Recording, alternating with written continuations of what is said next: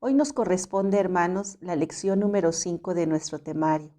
En el apartado de Conoce tu Biblia 2, analizaremos la carta a los Efesios. El pasaje bíblico lo encontramos en Efesios 4:13, que dice: hasta que todos lleguemos a la unidad de la fe y del conocimiento del Hijo de Dios. Hoy, hermanos, la Biblia nos enseñará que la iglesia debe llegar a un pleno conocimiento del Hijo de Dios.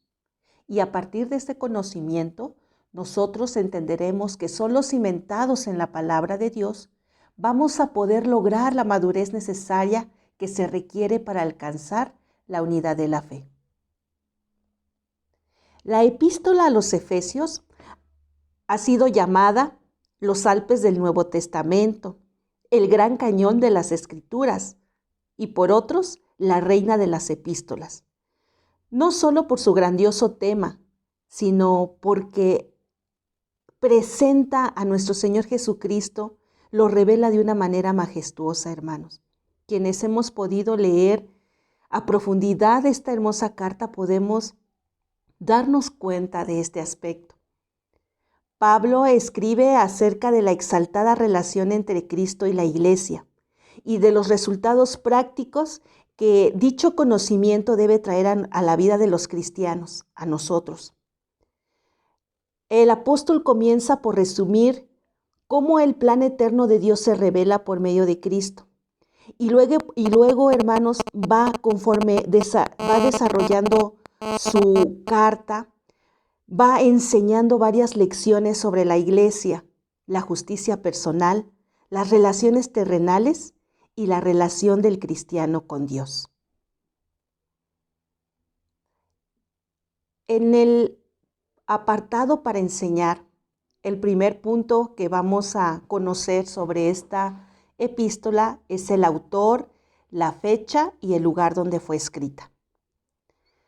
Pablo es puesto en arresto, una especie de arresto domiciliario en la ciudad de Roma, hermanos. Pero este arresto domiciliario tenía ciertas características. A él se le permite tener su propio lugar de vivienda. Claro, él tenía que pagar, solventar ese gasto. Y se le coloca un soldado, que era el que estaba a cargo del cuidado y la vigilancia como preso de Pablo. Él tenía la libertad de continuar predicando el evangelio desde su alojamiento. Lucas nos registra este hecho en el libro de los Hechos, capítulo 28, versículos 17 al 30, donde podemos leer que Pablo invita a los líderes judíos de la zona de Roma y los invita para predicarles, para contarles sobre Jesucristo y sobre el reino de Dios. También nos cuenta Lucas que pues muchos salieron y no le creyeron. Hermanos, vemos cómo el arresto de Pablo no fue una oportunidad para que él se deprimiera, para que él estuviera entristecido, o el arresto que él tenía tampoco fue una causa para que él dejara de trabajar en la obra del Señor. Él, aunque estaba preso, en arresto, no podía salir, siendo que era un hombre misionero, acostumbrado a salir, acostumbrado a ir, a predicar, a pasar hambres, a pasar frío, a no importarle el lugar. Acostumbrado a todo eso, tuvo que estar encerrado en casa. Y estuvo así cerca, se dice la palabra de Dios que 2 años. Nosotros, hermanos, vamos apenas unos meses, ya vamos a hacer 1 año. Encerrados en casa, ¿verdad? O bueno, medio encerrados en casa. Pero fíjese que esta situación para Pablo no fue una limitante. Él siguió trabajando, él siguió predicando, él siguió al tanto de la obra que el Señor le había encomendado. Se cree que este arresto se llevó a cabo entre los años 61 al 63 después de Cristo. Y durante este tiempo, hermanos, que él estaba encerrado, preso, Pablo escribe 4 cartas que han llegado a ser conocidas como las epístolas de la prisión. La carta a los Colosenses, la carta a Filemón, que probablemente se escribieron al mismo tiempo, y la carta a los Filipenses y esta carta, la carta a los Efesios. Esta carta, hermanos, fue enviada por medio de Tíquico. Pero ¿sabe qué, hermanos? Se sabe muy poco acerca de a quiénes fue dirigida, a quiénes estaba destinada. Aunque al inicio de la carta a los Efesios comienza diciendo: Pablo, apóstol de Jesucristo, por la voluntad de Dios, a los santos y fieles en Cristo Jesús que están en Éfeso. Algunos eruditos, hermanos, dicen que esta parte en realidad no era parte del texto original, sino que se añadió al texto. Entonces, pues como no se ha encontrado el papiro original, algunos creen que esta parte pues fue añadida. Entonces no le dan tanta seguridad de que haya sido dirigida específicamente a Éfeso. Lo que sí se cree es de que esta carta fue destinada para leer a diferentes iglesias o para que circulara entre las iglesias de la zona. ¿Por qué también se cree que no era específicamente para los hermanos de Éfeso? Bueno, recordemos, como leemos en el libro de los Hechos, que Pablo estuvo en Éfeso cerca de 3 años. Él estuvo trabajando allá, predicando el evangelio, y entonces, pues el resultado fue la iglesia de Éfeso. Él conocía muy bien a los hermanos de la iglesia de Éfeso. Conocía muy bien a los ancianos. Tan así, hermanos, que cuando Pablo se despide de estos hermanos a los que él amaba y que ellos amaban a él, lo describe como un momento, hermanos, donde a Pablo fue un momento que enternece mucho, porque dice que él les dice que no lo van a volver a ver, porque ya el Señor le había dado a entender que no iba a volver a verlos. Le había profetizado a Pablo. Entonces, él se despide y él les dice: no nos vamos a volver a ver. Y entonces dice que los ancianos lo abrazaban y lloraban sobre el hombro y lo acompañaron hasta el barco, y tal vez con el corazón roto. Bueno, entonces esto nos hace saber, hermanos, nos da una idea de esa relación tan profunda que tenía Pablo con la iglesia de Éfeso. Y como en otras cartas que podemos leer, donde él sí da una salutación específica a un hermano, a una familia, a una persona, en la carta a Éfeso no encontramos una salutación específica, siendo que conocía muy bien a la iglesia. Por lo que se nos hace pensar que esta carta en realidad fue escrita para leerse, para que circulara entre las iglesias de la región. Lo que sí sabemos es que la carta a Éfeso fue encontrada, hermanos, precisamente en Éfeso.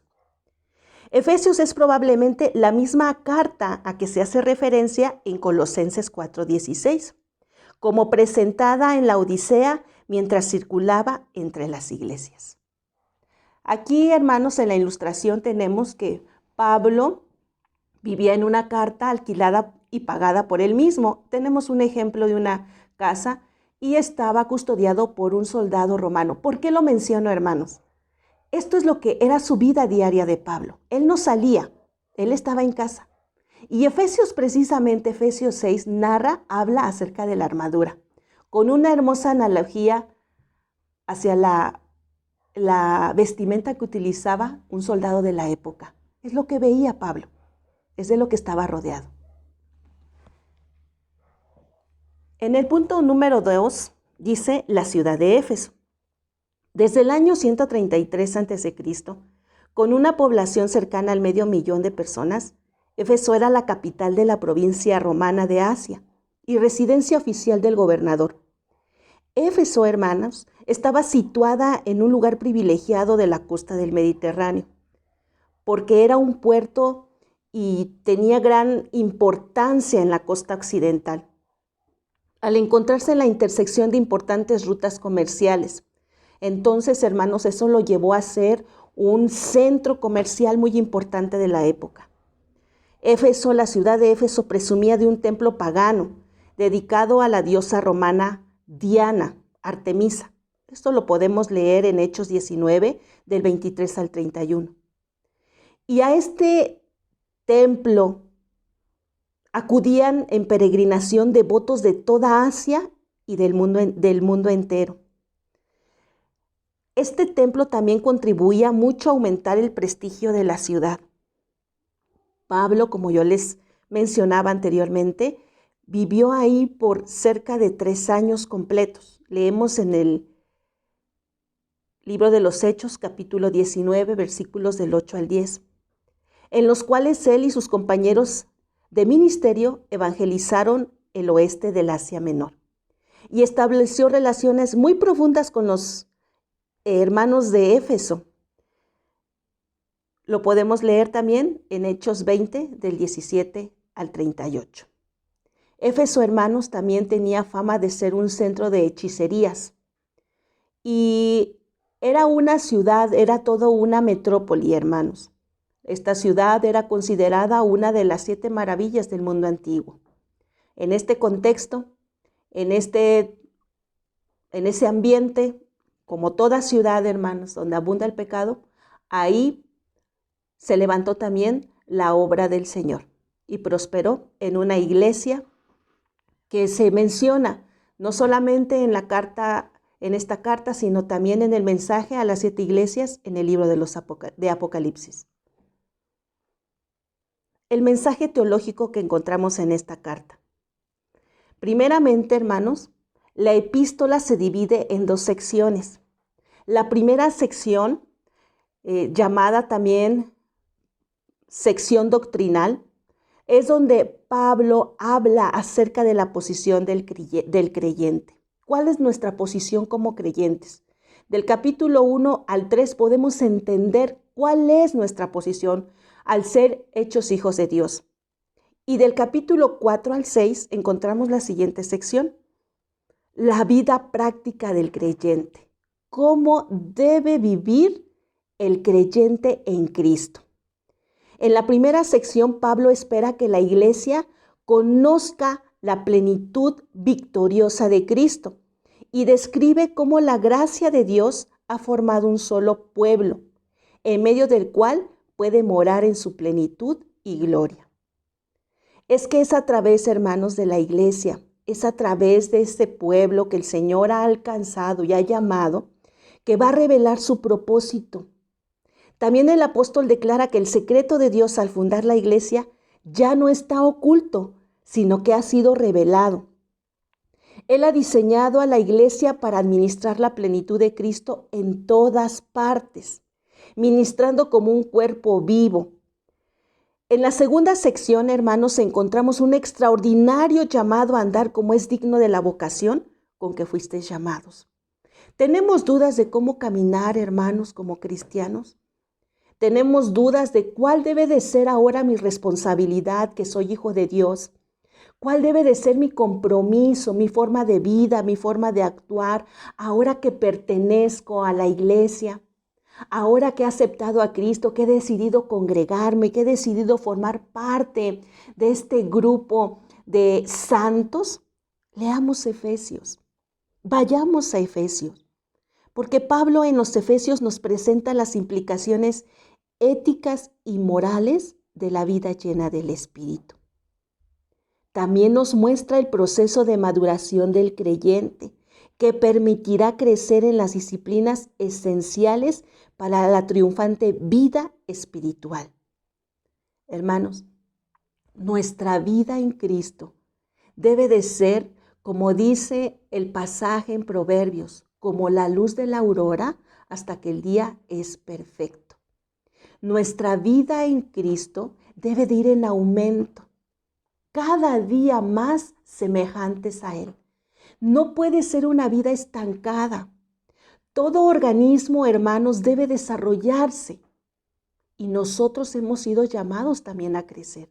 Hay un canto, y se los he dicho varias veces, los niños allá en el presbiterio de Guerrero dicen que si tú no lees en este canto, si tú lees la Biblia y oras cada día, vas a crecer. Pero si tú no lees la Biblia y olvidas orar, te secarás, te secarás, te secarás. Y eso es una realidad, hermanos. Nosotros debemos de ir progresando en nuestra vida cristiana. Debemos de ir en aumento en nuestro quehacer cristiano. No podemos ser los mismos de ayer, tampoco mañana vamos a ser los mismos de hoy. Dentro del mensaje teológico, hermanos, esta carta nos presenta a Cristo de una manera hermosa. Cristo, aquí anoté solamente algunos, no me cabían todos los aspectos en las que se revela Cristo en esta carta. Mencionaré algunos. En esta carta Cristo se revela como el Redentor. Efesios 1:7 nos dice, en quien tenemos redención por su sangre, el perdón de pecados según las riquezas de su gracia. También se nos presenta como el Señor resucitado que reina como soberano.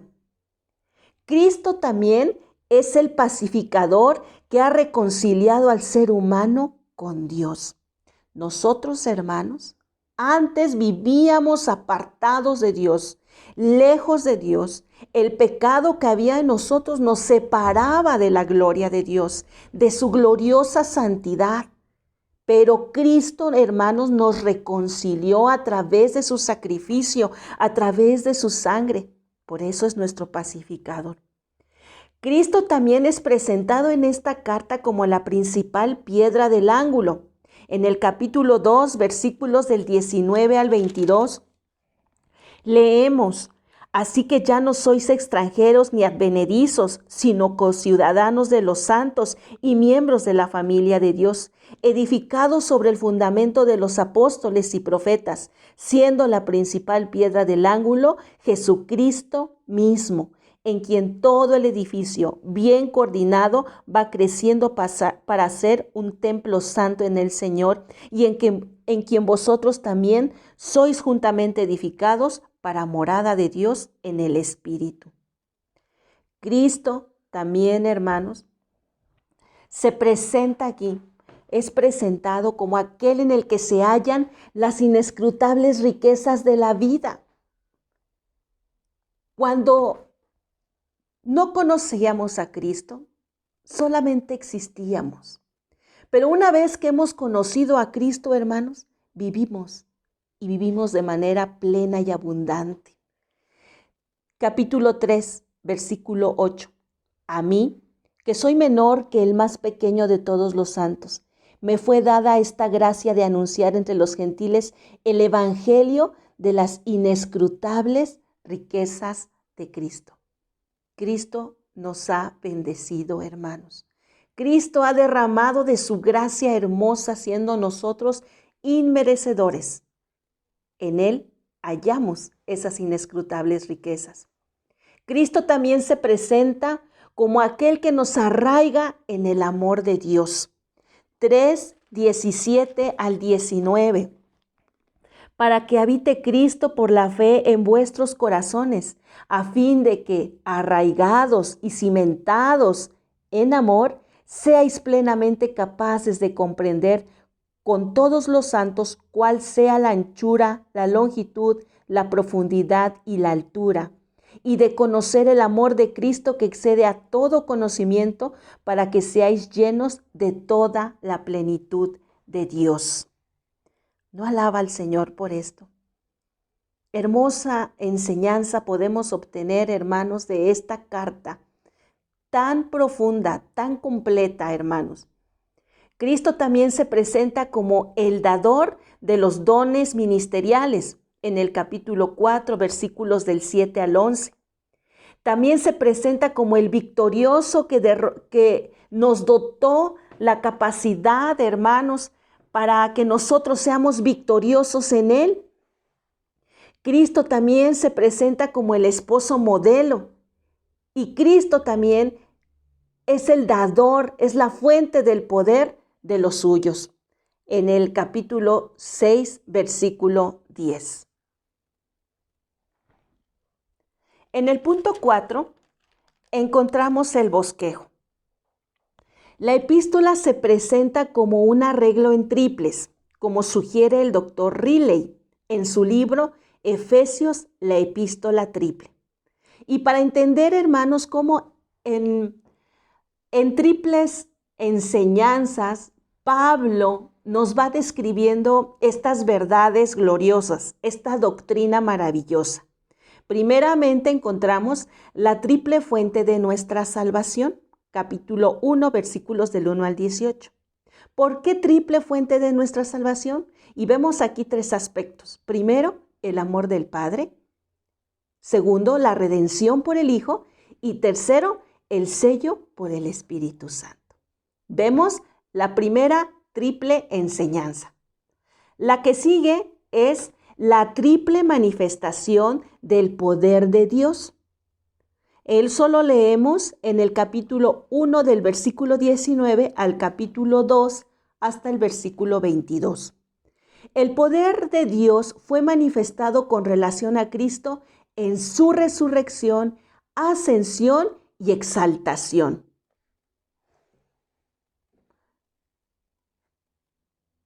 Su poder, el segundo aspecto, su poder fue también manifestado con relación al individuo. ¿Cómo se manifiesta en nosotros, hermanos? Primeramente, en una resurrección espiritual. Recuerde que nosotros, hermanos, estábamos muertos, pero Dios nos llamó a vida.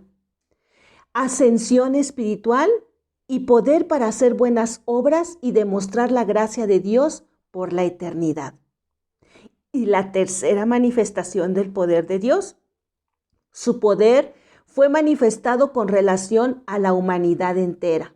Primeramente a los gentiles, a los judíos y también hoy a nosotros, a la iglesia de Dios.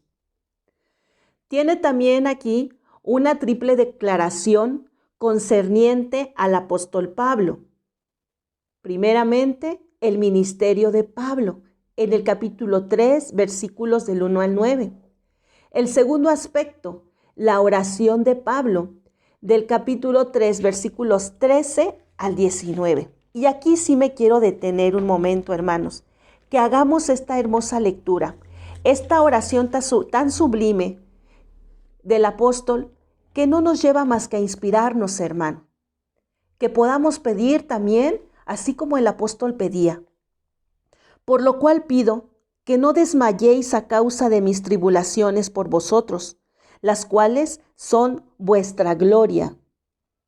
Por esta causa doblo mis rodillas ante el Padre de nuestro Señor Jesucristo, de quien toma nombre toda familia en los cielos y en la tierra, para que os dé conforme a las riquezas de su gloria, el ser fortalecidos con poder en el hombre interior por su Espíritu, para que habite Cristo por la fe en vuestros corazones, a fin de que, arraigados y cimentados en amor, seáis plenamente capaces de comprender con todos los santos cuál sea la anchura, la longitud, la profundidad y la altura, y de conocer el amor de Cristo, que excede a todo conocimiento, para que seáis llenos de toda la plenitud de Dios. Que así, hermanos, como Pablo pedía al Señor, yo imagino a Pablo rogando al Señor estas palabras. Cómo anhelaba que la iglesia no desmayara. Cómo anhelaba y pedía al Señor que fuera fortalecida, aún en los problemas que él tenía, aún en esas tribulaciones, que ellos no se desanimaran. Él dice aquí, yo por esta causa doblo mis rodillas y pido para que el Señor también dé conforme a sus riquezas en gloria, y sean ustedes fortalecidos, y sean ustedes llenos, y habite Cristo, y su fe crezca en sus corazones, y que sean arraigados y cimentados en amor. Y mire, hermosa, hermosa petición, y que seamos plenamente capaces de comprender con todos los santos. No busca de una manera individual, hermanos, sino que todos en esa unidad, llamados al crecimiento homogéneo, que seamos capaces de comprender todos los santos. ¿Qué quiere Pablo que comprendamos? ¿Qué quería el apóstol Pablo que comprendiera la iglesia de aquel tiempo y que hoy también podemos nosotros tomar para nosotros, para nuestra vida? Que comprendamos cuál sea la anchura, la longitud, la profundidad y la altura, y de conocer el amor de Cristo. Y dice aquí, hasta pareciera algo contradictorio, que excede a todo conocimiento. Por un lado dice, quiero que comprendan, pero por el otro dice que excede, es que esto es algo tan grande que excede a todo conocimiento. Pero cuando nosotros descubrimos este amor tan grande que excede aún nuestro propio conocimiento, hermanos, podemos gozarnos, podemos deleitarnos, podemos caminar confiados, porque ese amor tan grande que tiene para nosotros, hermanos, nos lleva a caminar en paz. Y el último aspecto, la última declaración respecto a Pablo es la alabanza de Pablo. ¿Por qué alaba a Pablo? Y a aquel que es poderoso para hacer todas las cosas, mucho más abundantemente de lo que pedimos o entendemos, según el poder que actúa en nosotros. A Él sea gloria en la iglesia, en Cristo Jesús, por todas las edades, por los siglos de los siglos. Amén.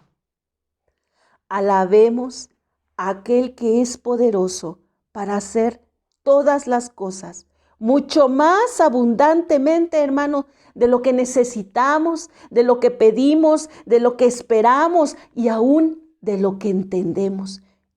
Ese Dios todopoderoso, lleno de misericordia, alabamos y glorificamos. Y que nuestra alabanza, que nuestra adoración sea únicamente para Él.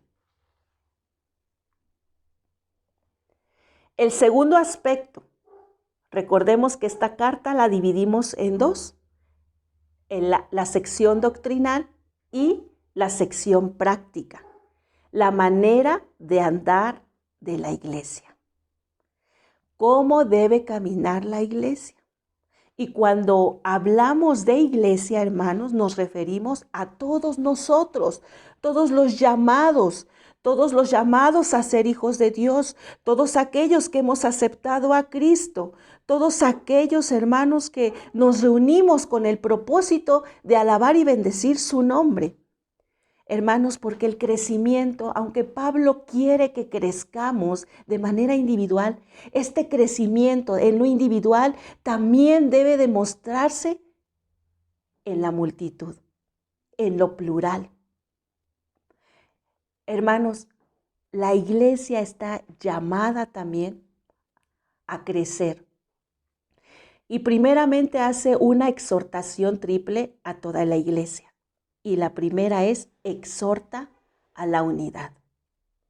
Debemos, hermanos, caminar, andar en unidad. ¿Qué nos va a llevar a la unidad? El Espíritu Santo. El Espíritu Santo.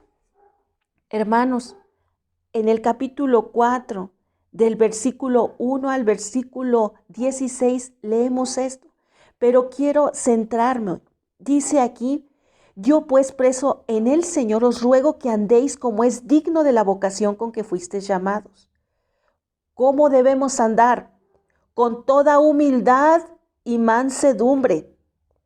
Y viene un aspecto, soportándoos con paciencia los unos a los otros en amor. Dice soportándoos. ¿Por qué, hermanos? Porque es cierto, nuestro carácter, Nuestras formas de pensamiento, nuestras prioridades no son las mismas de uno al otro. Tenemos diferentes formas de pensar. Somos diversos y gloria a Dios por esto, porque esto también es necesario, que haya diversidad en la iglesia.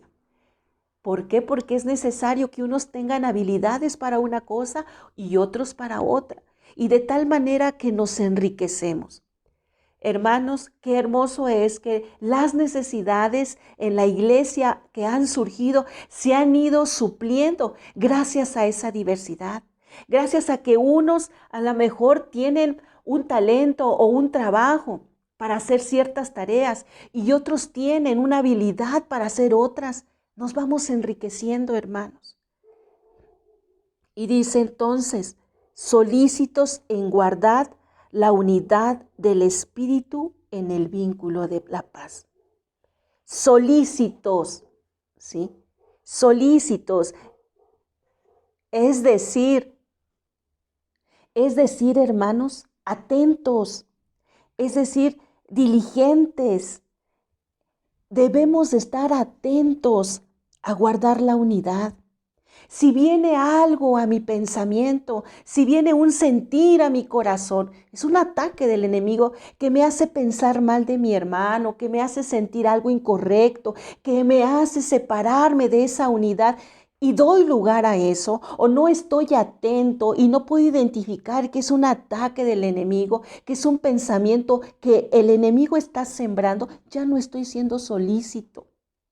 Debo de estar atento, debo de ser diligente en tener cuidado de esto. Y debo procurar en todo momento guardar la unidad del Espíritu en el vínculo de la paz. ¿Quiere decir que no va a haber diferencias? ¿Quiere decir que no va a haber diferentes opiniones? No es así, hermanos, ¿sí? Va a haber tal vez, como ya les decía, mi opinión no va a ser la misma, no voy a tener el mismo punto de vista, pero eso no me va a llevar a separarme de la unidad. Al contrario, debe de llevarme a buscar esa unidad.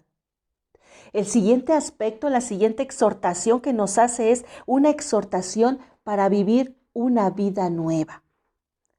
Recordemos, hermanos, lo que dice el apóstol también, el apóstol Pablo, allá en la carta a los Corintios, que las cosas viejas pasaron, he aquí, todas son hechas nuevas. Nosotros debemos vivir una vida nueva, ya no la vida pasada, ya no la vida del viejo hombre. Esto lo encontramos también en el capítulo 4, del versículo 17 al 32. El hombre nuevo.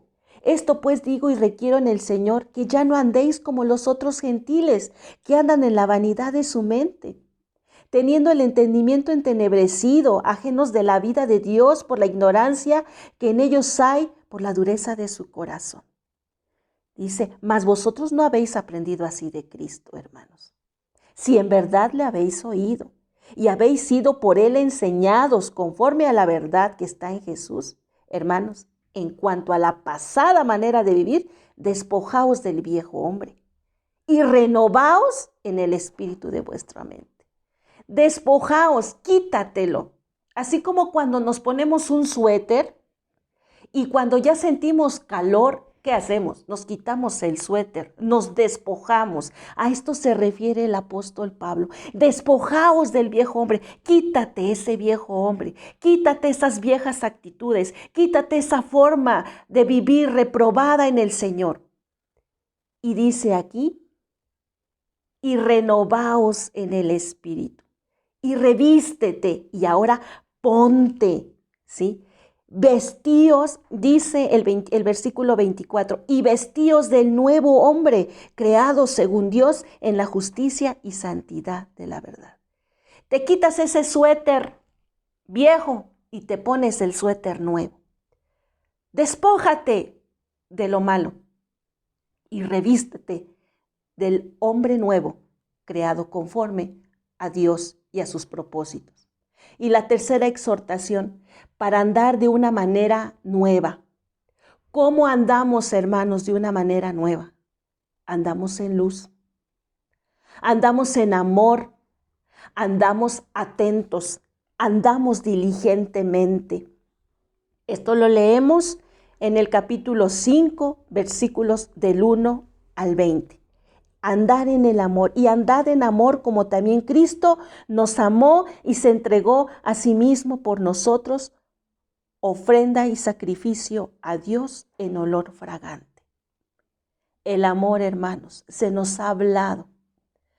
La clave en nuestro andar, la clave para vivir en esa unidad, la clave para vivir una vida nueva, hermanos, para que la iglesia crezca y crezcamos todos, es el amor. Que el amor de Cristo abunde en nuestros corazones. Que el amor de Cristo, hermanos, nos una.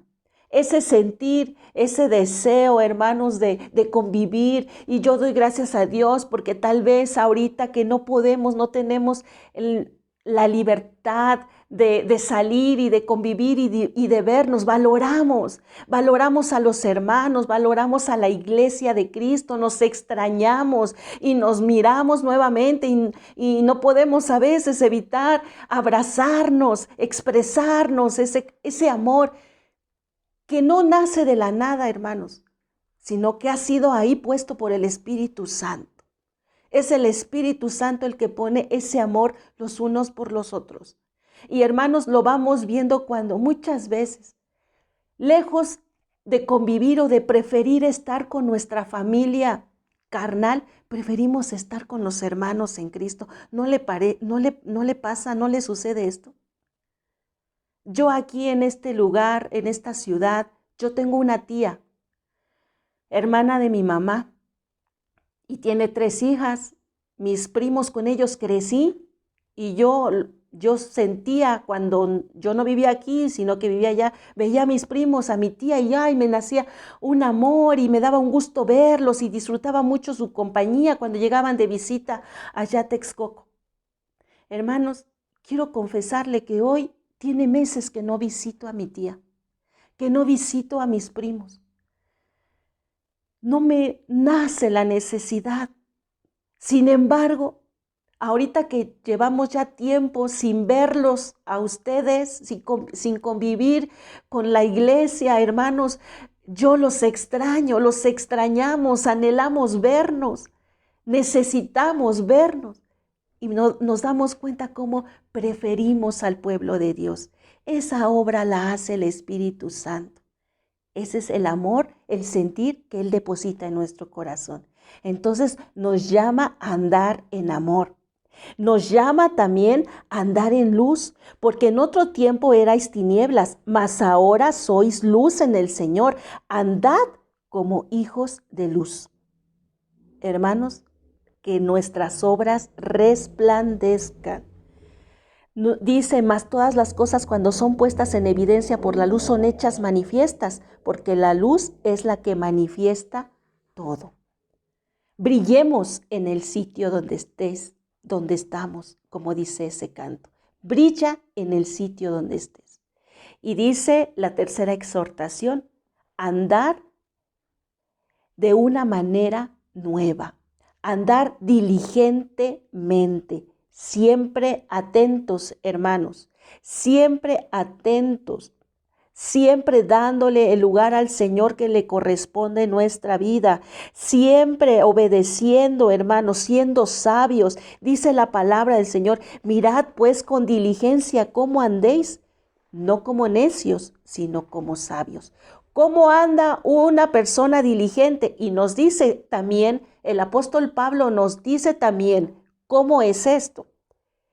Aprovecha bien el tiempo, porque los días son malos.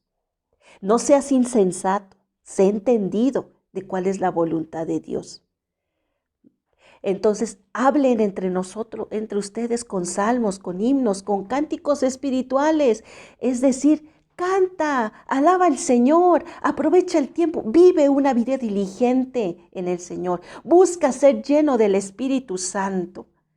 Esto es andar de manera diligente y siempre, hermanos, dando gracias al Dios y Padre en el nombre de nuestro Señor Jesucristo, en el temor a Dios, sometiéndonos a Él en el temor a Dios. El segundo aspecto, la segunda exhortación, una exhortación triple a la familia. El apóstol, hermanos, desarrolla aquí en estos 6 breves capítulos, toda, hermanos, una enseñanza integral, desde cómo debemos pensar, sentir, caminar, hablar, y aún de manera integral también habla a nuestras familias. Primeramente, una exhortación de esposas y esposos.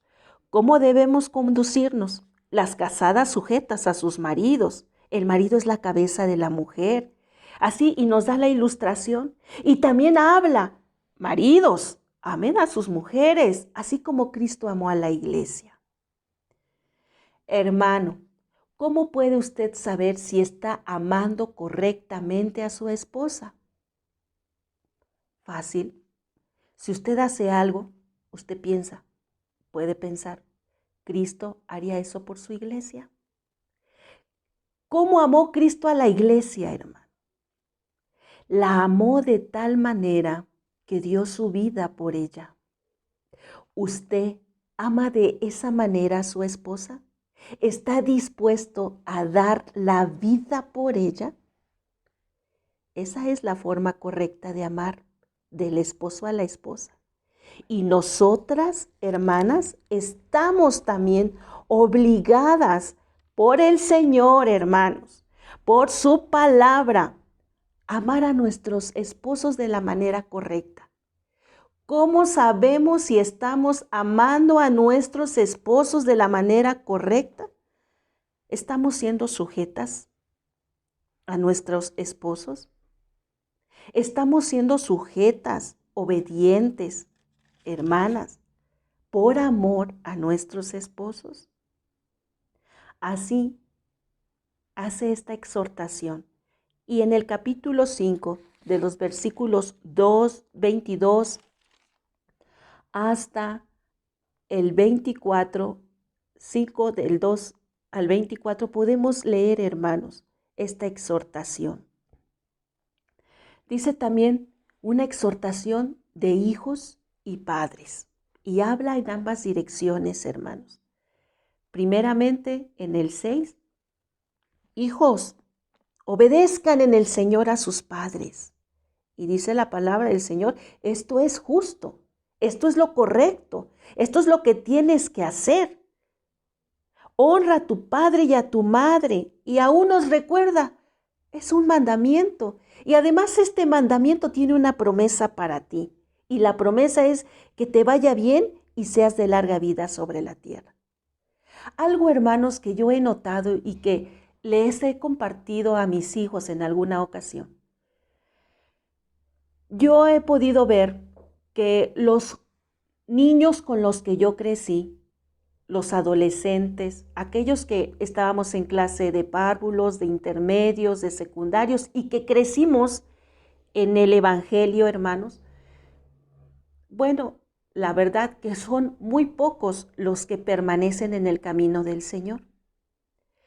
Pero esos que permanecen, hermanos, puedo decirles que el Señor les ha bendecido, que tienen una carrera profesional, que tienen un empleo, un buen empleo, que viven de una manera cómoda, sin tantas preocupaciones.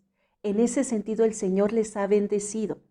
Y yo lo que puedo ver en estos hogares y en mis hermanos con los que yo crecí, y que puedo identificar esto, hermanos, es que fueron buenos hijos. Fueron hijos obedientes a sus padres. No fueron hijos rebeldes.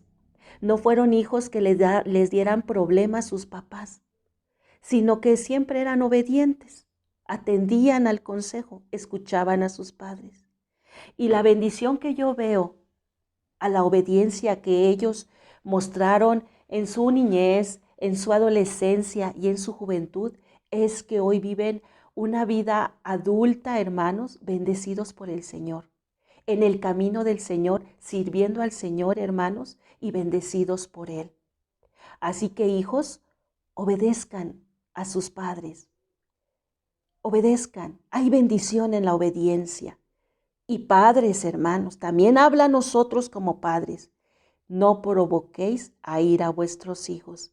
Y dice aquí, sino críalos, enséñalos, amonéstalos en disciplina y amonestación del Señor. Seamos prudentes en la disciplina, hermanos. Seamos prudentes, ¿sí? A veces somos, muchas veces, violentos y no tenemos cuidado de cómo corregimos. Es incorrecto andar jalando orejas, andar dando pellizcos. Es incorrecto, hermanos. Tengamos cuidado cómo corregimos a nuestros hijos. En amor, hermanos, en amor y amonestación del Señor. ¿Cómo nos disciplina el Señor a nosotros? ¿Cómo nos disciplina? Con amor, hermanos. Con amor. Así nosotros debemos disciplinar a nuestros hijos. Y también aquí hace una exhortación a los esclavos y amos. En aquel tiempo, hermanos, había esclavos dentro del pueblo del Señor y también había amos. Y también hay una exhortación. Hoy nosotros podemos aplicarlo en el siguiente sentido, como empleados, como trabajadores y también, hermanos, como aquellos que tienen a su cargo gente, como gente que está al frente de otras personas. Atendamos, hermanos, a la instrucción que nos da la palabra del Señor. Siempre obedeciendo a nuestros amos terrenales con temor y temblor, con sencillez de vuestro corazón, como a Cristo. Debemos dar testimonio en todas las áreas de nuestra vida. Y la última, hermanos, una expresión triple de la vida espiritual. ¿Cómo se manifiesta nuestra vida espiritual? En poder, en oración y en paz. Amén. Error 1.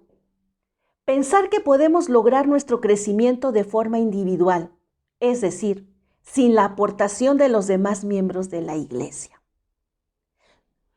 A veces, hermanos, somos individualistas y pensamos que yo voy a crecer independientemente de la iglesia. No es así, hermanos, porque el crecimiento viene a través de la palabra, ¿verdad? Y la palabra es expuesta por el pastor, es expuesta por los colaboradores, es expuesta por el demás pueblo, ¿verdad? Simplemente así nos damos cuenta.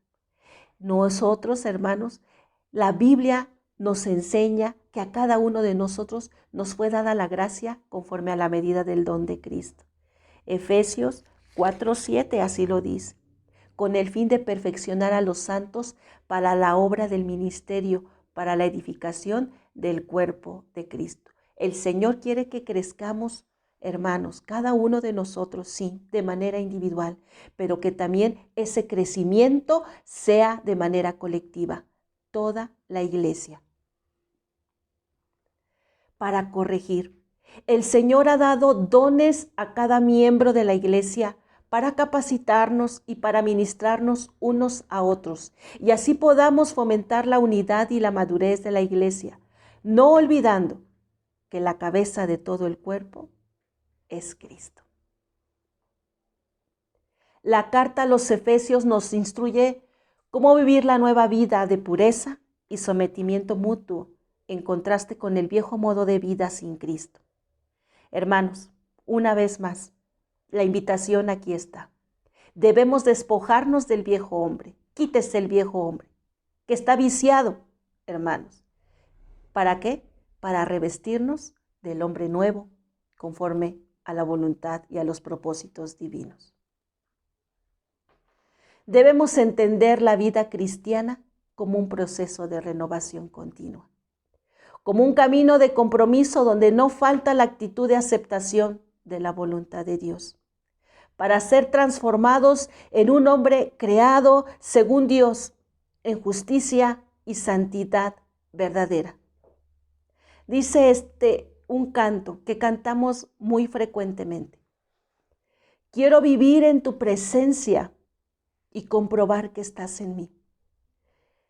Quiero de ti tu gran poder y depender siempre de ti. Hermanos, que podamos hacer nuestras las palabras del himnologista. Que podamos, hermanos, que podamos hacer un compromiso con el Señor. Quiero cambiar mis pensamientos por los tuyos. Quiero obedecer al oír de tu voz. Quiero sentir que cada día tú llenas mi vida y vivir todos los días una renovación. Hoy quiere usted decirle esto al Señor con sus propias palabras. Padre Celestial, quiero, Señor, hacer un compromiso contigo. Quiero, Señor, que a partir de hoy tú guíes mis pasos, encamines mis pensamientos. Quiero, Señor, que tú determines cada aspecto de mi vida, que tú dirijas cada paso que doy, Señor. Que me lleves, Señor, a ese entendimiento, a ese crecimiento, Señor, de tu voluntad, mi Dios, en mí, en mi vida, Señor. Quiero, Señor, ser lo que tú has dispuesto, que cumplas tu propósito para mí, Señor. Conforme, Señor, a lo que tú has determinado, Señor, en la eternidad. Hoy quiero, Señor, que tú guíes mi vida. Hoy quiero, Señor, que mi vida sea como esa luz, en aumento, mi Dios, hasta que sea perfecta. Hoy, Señor, quiero caminar, mi Dios, en una nueva manera de vivir, en una nueva manera de pensar, en una nueva forma de sentir, Señor, conforme a la plenitud de tu gloria, conforme, Señor, a tus designios, conforme, Señor, a tu voluntad. Ayúdanos a crecer, Señor, a crecer como iglesia, mi Dios, a crecer, Señor, como pueblo tuyo, Padre Celestial, que la iglesia, Príncipe de Paz, crezca, Señor, crezca en esa vida espiritual, crezca en los dones, crezca, Señor, en esa vida, Señor, santa y piadosa que tú demandas. Muchas gracias, Señor, en el nombre de Cristo, nuestro Salvador. Te doy la gloria, Señor, y te lo pido, Señor amoroso. Amén.